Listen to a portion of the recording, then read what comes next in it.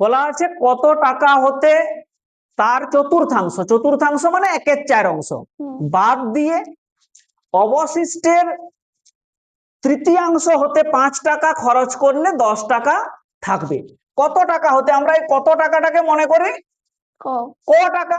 তাহলে ক টাকা হতে তার 1/4, তাহলে ক এর 1/4 সমান কত না ক এর 4।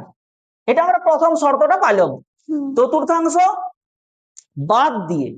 তাহলে ক বিয়োগ ক এর 4, এটা একটা প্রথম অংশটা পাইলাম। তাহলে তার চতুর্থাংশ বাদ দিয়ে, কত টাকা হতে তার চতুর্থাংশ বাদ দিয়ে, তাহলে ক বিয়োগ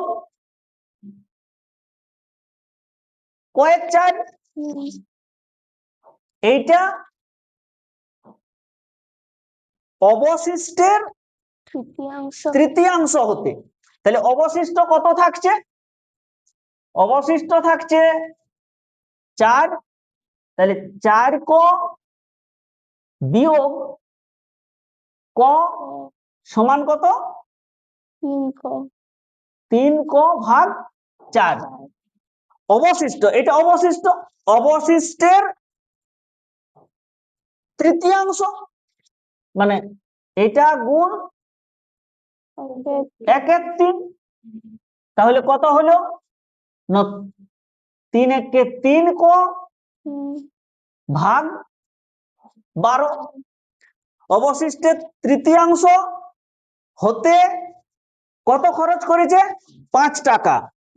তাহলে 3 ক ভাগ 12 বিয়োগ 5 সমান কত না 10। তাহলে 3 ক তার 12 সমান কত না 10 যোগ 5। তাহলে 3 ক ভাগ 12 সমান কত 15।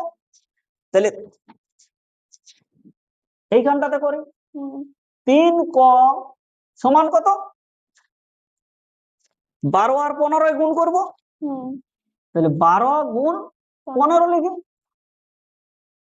ক সমান কত না 12 গুণ 15 ভাগ 3, 3 4 12 বা 3 5 15, 12 5 60। তাহলে ক সমান কত না 60 টাকা।